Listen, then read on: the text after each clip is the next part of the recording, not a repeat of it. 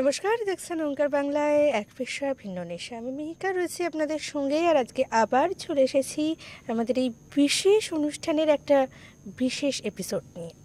আজকের এপিসোডটা কিন্তু একদম অন্যরকম হতে চলেছে, কারণ এখনও অবধি আমরা এই অনুষ্ঠানে যাদেরকে পেয়েছি তাদের কারোর পেশাটা যান্ত্রিকতায় ভরা, আবার নেশাটা ক্রিয়েটিভিটিতে ভরা। কিন্তু আজকে আমাদের সঙ্গে এমন একজন অতিথি আছেন যার পেশা, নেশা সব দিকটাই যেন একদম ক্রিয়েটিভিটিতে, মৌলিকতায় মোড়া। বেশ বিশেষ একজন অতিথি আজকে আমাদের সঙ্গে রয়েছেন। একটু ছোট্ট করে তার সম্পর্কে আগে বলে দিই। পেশায় কিন্তু তিনি নৃত্যশিল্পী, এবং পাশাপাশি তাকে টিভি বা সিনেমা স্ক্রিনেতেও আমরা দেখে এসছি। এবং নেশায় তিনি চিত্রশিল্পী, এবং তার নিজস্ব নির্মিত শর্ট ফিল্মও রয়েছে। আমি আমাদের আজকের বিশেষ অতিথি শুভেন গাঙ্গুলিকে ওঙ্কার বাংলার পর্দায় স্বাগত জানাচ্ছি। নমস্কার স্যার। নমস্কার। প্রথমেই যে প্রশ্নটা করব, মানে যে প্রশ্নটা না করলে নয়, নৃত্যশিল্পীদের ক্ষেত্রে বিশেষত আমরা যে সোশ্যাল ব্যাকগ্রাউন্ড থেকে বিলং করছি, আমরা এখনও যে সোসাইটিতে দাঁড়িয়ে আছি, সেখানে কিন্তু এখনও নৃত্যকে পুরোপুরি পেশা হিসেবে গ্রহণ করাটা খুব একটা সাপোর্ট করে না মানুষ, আর বিশেষত সেখানে যদি কোনো পুরুষ থাকেন শিল্পী। তো এই জায়গাটা থেকে দাঁড়িয়ে, এরকম একটা সোসাইটিতে দাঁড়িয়ে এটাকে নিজের পেশা করে তোলা, সেই জার্নিটা কেমন ছিল? নৃত্যের তালিম আমি আমার গুরু কাছে নিয়েছি, কিন্তু তারপরে আমি যাকে বলে ওরিয়েন্টাল ডান্স ফর্ম, সেই ডান্স ফর্মে আমি বহু বছর কাজ করেছি। তোমার প্রশ্নের উত্তরে আসি। সেটা হচ্ছে, যখন আমি এবং আমার আরও 3-4 জন বন্ধু, পুরুষ বন্ধু, তারা নাচ করবে ঠিক করলো, আমাদের তো কোট আনকোট নাচ করবে ঠিক করলো, আমরা তার আগে চুটিয়ে ফুটবল খেলতাম। তো আমার মনে আছে যে আমারই এক বন্ধু, স্বর্গত শান্তনু সরকার, আমার গুরু বটে নৃত্যের, তার বাবাও নৃত্যশিল্পী, মাও নৃত্যশিল্পী ছিলেন। তার পরিবারের সবাই প্রায় নৃত্যশিল্পী। তার বাবা একবার আমাদেরকে বলেছিলেন যে ফুটবল খেলা অনেক সোজা, নাচ করা অত সোজা নয়। তো আমরা তখন কী হতাম, ওই পুজোর ভাসানে নাচতাম। তো সেগুলো থেকে আমাদের মনে হয়েছিল যে কেন নাচ করা কী এমন কঠিন। তো এই শান্তনু সরকার, মকাই আমাদের প্রাণের বন্ধু ছিল, সেও নৃত্যশিল্পী ছিল, সে খেলার সঙ্গে সঙ্গে নাচও করতো। তো সে আমাদের বটতলা বলে আমাদের একটা জায়গা আছে, আমি তো মধ্যমগ্রামের ছেলে, সেখানে সে আমাদের তালিম দিচ্ছিল। আমরা প্রথমে তো একদম ঘেটে হয়ে যাচ্ছিলাম। তা এমনি ঢাকের সঙ্গে নেচে অভ্যেস আমাদের, অন্যান্য তাল সে সম্পর্কে আমাদের কোনো জ্ঞানই ছিল না। তো একটা একটা করে তাল ধরে ধরে আমার একটু একটু করে শিখিয়ে, সে তো পা তো পুরো পাথরের মতো হয়ে আছে, পা কিছুতেই সে নড়ে না। তো তার প্রচণ্ড অধ্যাবসায়, এবং আমাদের কোথাও মনে হয়েছিল যে যে খেলে সে নাচেও। তো দেখা যাক। তো প্রথম আমরা এরকম প্রায় ওই যাতে কেউ দেখতে না পায়, দুপাশে পাঁচিল দেওয়া, মাঝখানে একটা বট গাছ, সেখানে আমরা আড্ডাও মারতাম। ওই একটু ভেতর জায়গায়, ওখানে আমরা ওই নাচের তালিম নিচ্ছিলাম। আর যেই গার্লস স্কুল ছুটি হতো, সঙ্গে সঙ্গে আমরা ওখানে নিচু হয়ে বসে থাকতাম, যাতে কেউ জানতে না পারে। এবার এ থেকেই তোমার এই প্রশ্নের উত্তরটা পাওয়া যায় যে আমাদের সমাজ, ছেলেরা নাচে, এটার মারাত্মক একটা ট্যাবু ছিল। তো সেখান থেকে দাঁড়িয়ে বাড়ি থেকে আরম্ভ করে পাড়া প্রতিবেশী, বন্ধু বান্ধব, বাকি যারা বন্ধু বান্ধব, তারাও বলেছে যে তুই ফুটবল খেলা ছেড়ে দিয়ে নাচতে শুরু করলি। কারণ ফুটবলের একটা ইতিহাস মধ্যমগ্রামে আছে, বিশেষ করে স্কুল ফুটবলে। মধ্যমগ্রাম হাই স্কুলের আমি ছাত্র। মধ্যমগ্রাম হাই স্কুল 7বার সুব্রত কাপ জিতেছে টানা। তো আমাদের একটা ফুটবল মানেই মধ্যমগ্রাম মানেই ফুটবল। তো আমরা সবাই খেলতাম। তো তারপর খেলার সঙ্গে সঙ্গে আমরা এবার নাচ করতে ঢুকে গেলাম। তো বেশ 1 বছর খানেক হবে আমরা বেশ তালিম নিলাম। তাতে একটি নাচ আমাদের মকাই, সে আমাদের তুলিয়েছিল আমার মনে আছে সেটা পালকি চলে রে। তো সে একটা অদ্ভুত ব্যাপার। সেটা হচ্ছে আমি প্রায় 6 ফিটের মতো লম্বা, কিন্তু মানুষ গণেশ সে 5 ফিটের মতো। তারপরে মকাই এবং গোড়া অলমোস্ট 5 ফিট 4 ফুট এরকম কিছু হবে। এবার পালকি চলে রে হুমনা হুমনা এটা যখন আমরা স্টেজে করছি তখন সে পালকি তো একটা সোজাসুজি থাকতে হবে তার ডান্ডাটা। তো সবাই যেটা দেখেছে সেটা হচ্ছে যে ডান্ডাটা কেমন উঁচু নিচু এরকম আর কি। পালকিটাও অদৃশ্য, কারণ একে অপরের সঙ্গে ধাক্কা খাচ্ছিলাম। জীবনে প্রথমবার স্টেজে উঠলাম আর কি, মানে নাচ করতে। সে তো যা হোক করে হলো। তার পরদিন থেকে মধ্যমগ্রামে থাকা দায় হয়ে গেল।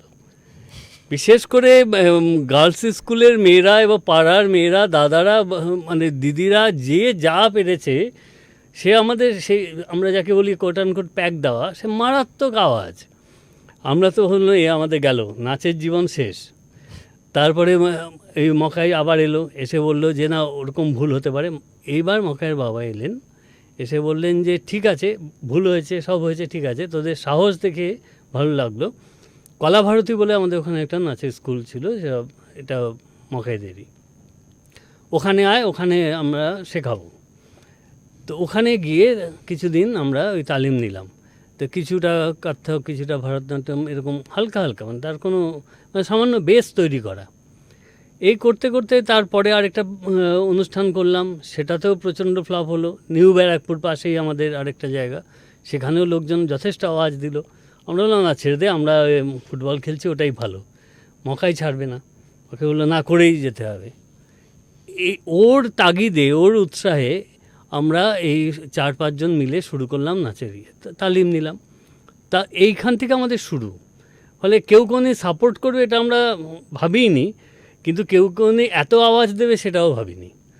তারপরে আমরা নিজেরা গোপনে প্র্যাকটিস করতে শুরু করলাম, অনেকটা গেরিলা বাহিনীর মতো। প্র্যাকটিস করে করে করে আস্তে আস্তে নিজেদের বেস তৈরি করলাম। তারপরে আমাদের অনেকেই, কেউ কত্থক, কেউ ভারতনাট্যম, আমি কিছুদিন কথাগুলির শিখেছি অমিয় গুরুর কাছে। কিন্তু যেহেতু উনি আমাকে বলেছিলেন যে তোমার শিক্ষা অসম্পূর্ণ, তাই তুমি কোনোদিন কথাগুলি পারফর্ম করবে না, তাই আজ পর্যন্ত আমি কোনোদিন কথাগুলি করিনি। তো সেখান থেকে আমার আমি জন্মেছি কলকাতায়, কিন্তু আমার সাংস্কৃতিকভাবে বেড়ে ওঠা, সামাজিকভাবে বেড়ে ওঠা মধ্যমগ্রামে। মধ্যমগ্রাম আমার জীবনের সাংস্কৃতিক ভিত্তি তৈরি করে দিয়েছে।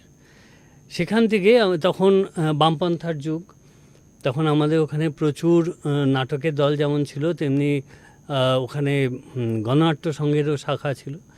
সেখানে আমাদের মাঝে মাঝে ডাকতো, আমার নাটক করতে ইচ্ছে হতো। তো সেখানে বললো যে করবি নাটক? বললাম হ্যাঁ করবো। বললো যে নাচ ফাচ ছাড়, করতে হয় নাটক। তো নাটক করতে গেলাম, রাস্তায় নাটক করতাম, ওই পোস্টার ড্রামা এইসব। মঞ্চে টঞ্চে কোনো ওঠাতো না আমাদের, কারণ আমাদের ওই রাস্তায় নাটক টাটকের মধ্যেই রাখতো আর কি, বিশেষ করে আমাকে তো ওখানেই রাখতো। তো আমি এই নাটক করতে করতে দেখলাম যে আরে বাহ, এ তো প্রচুর মানুষের কাছে পৌঁছানো যাচ্ছে। সেই সময় আমার মনে হলো, তখন আমাকে একজন বলেও ছিলেন যে আসলে তো আমরা সবাই গল্প বলছি, যেদিন আগের দিন তোমায় বলছিলাম যে আমরা তো সবাই গল্প বলি, তো কোথাও কারোর সঙ্গে গল্প দিয়ে কমিউনিকেট করতে চাইছি। এই কমিউনিকেশনটা আমার কাছে খুব স্ট্রাইকিং লাগে, খুব ভালো লাগে। সেই ক্ষেত্রে আমি ভেবেছিলাম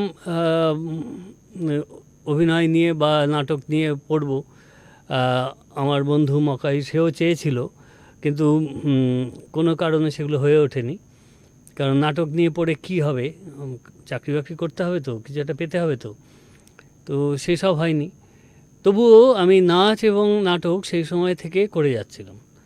তারপরে সেইখান থেকে করতে করতে বাড়ির দায়িত্ব এসে পড়ে।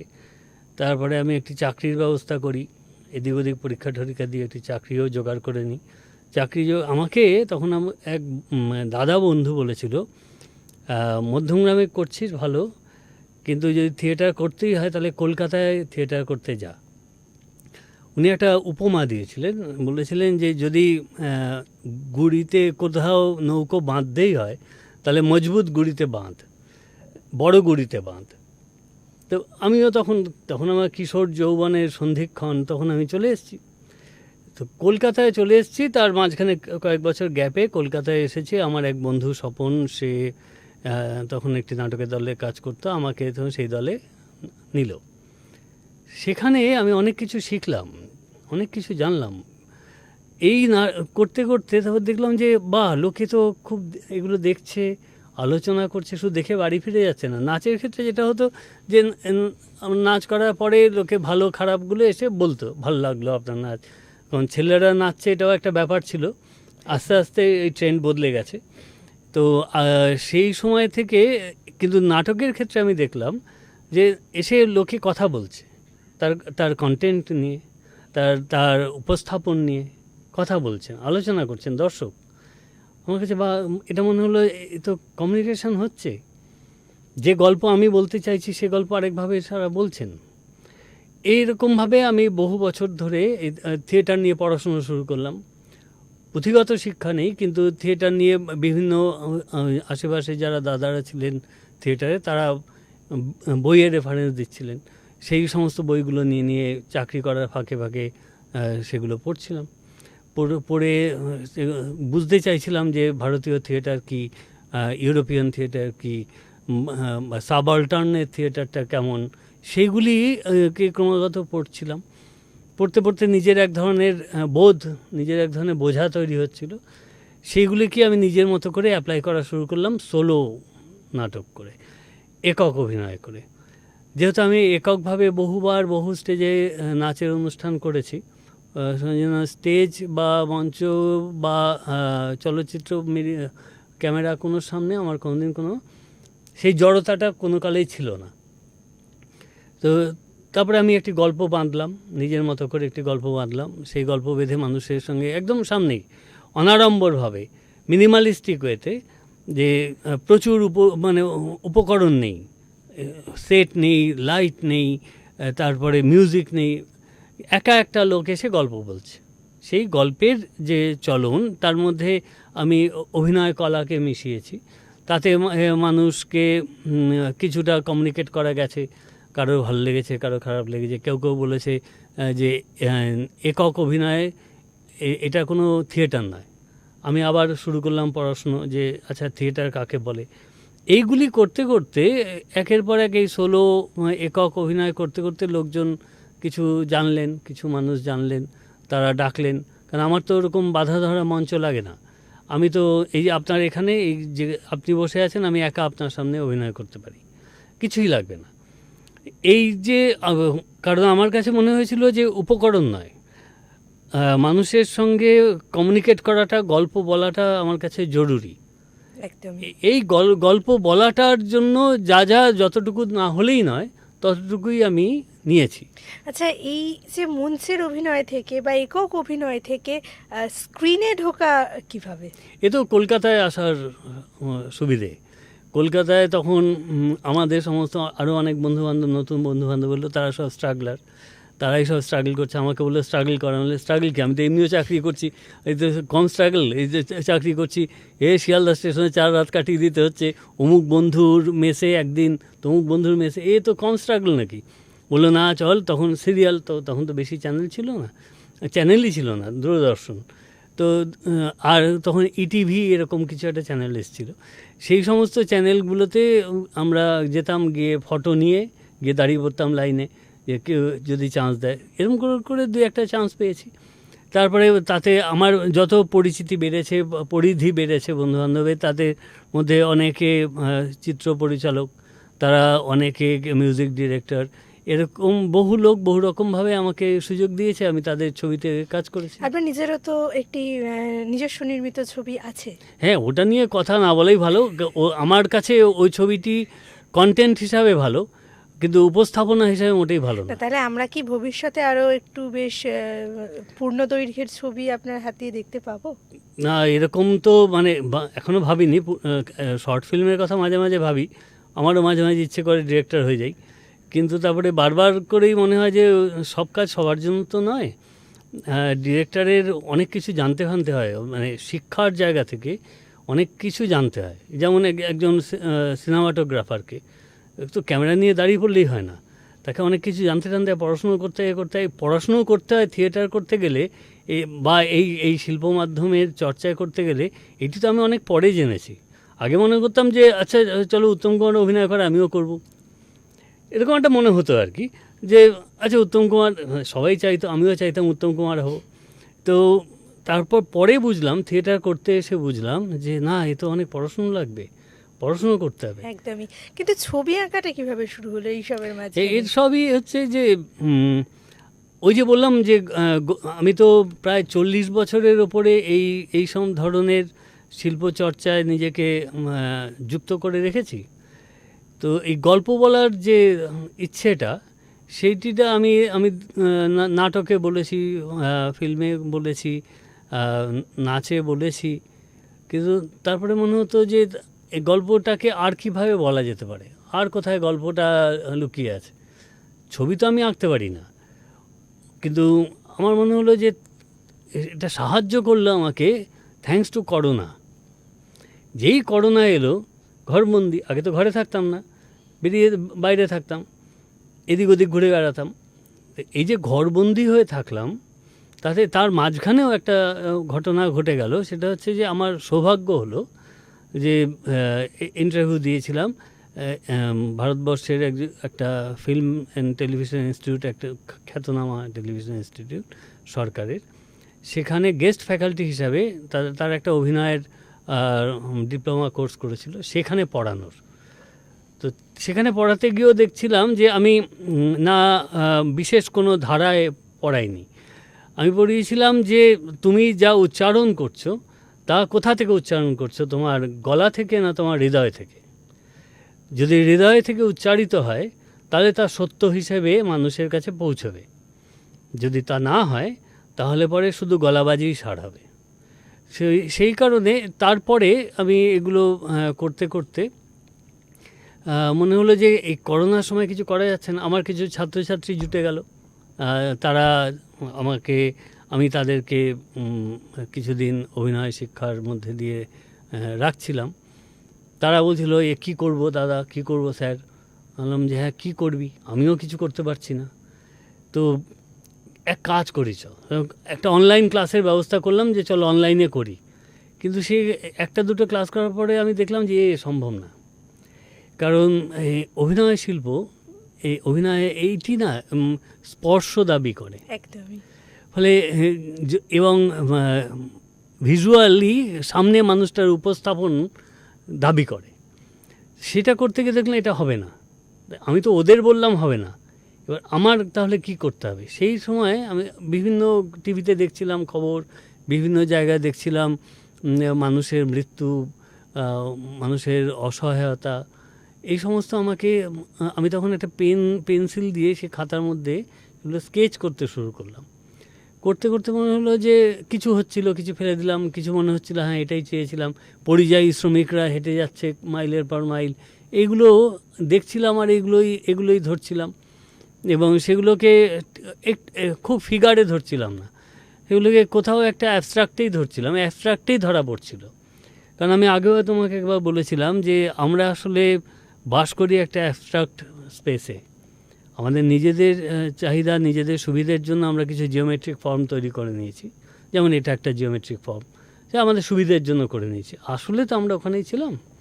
ফলে সেইখানে এইগুলো করতে করতে তারপরে ওই লকডাউন একটু উঠলো, কিছুটা রং ঠং আনা গেল অনলাইনে, তো সেই রং দিয়ে চেষ্টা করছিলাম।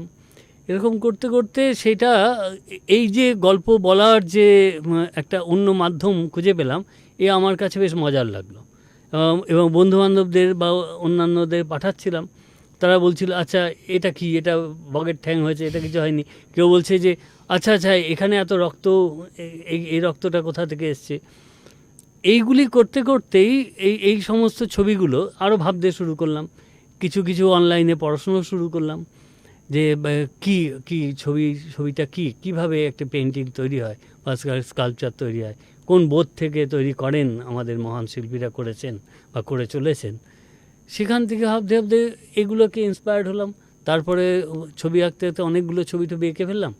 তো আমার যারা চিত্রশিল্পী বন্ধুবান্ধব দাদারা আছেন, তারা সাহস জুগিয়ে বললেন তো তাহলে এবার একটা সেই প্রদর্শনীর করেই ফেল।